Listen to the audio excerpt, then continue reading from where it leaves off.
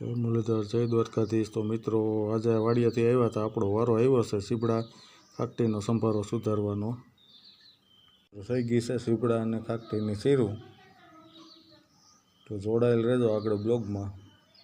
તો ભાઈ, આપણે ચીબડા અને ખાકટીનું કટિંગ થઈ ગયું છે, બે મિક્સ થઈ ગયું છે। હવે તેને હલાવી નાખીએ એટલે આ મિક્સ થઈ જાય ને નાખી દઈએ નિમક, મરચું પાવડર અને ધાણા જીરુંનો પાવડર।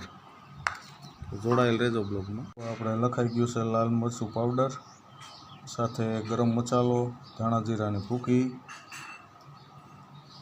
મસ્ત સંભારો થઈ ગયો છે ખાકટી અને ચીબડાનો।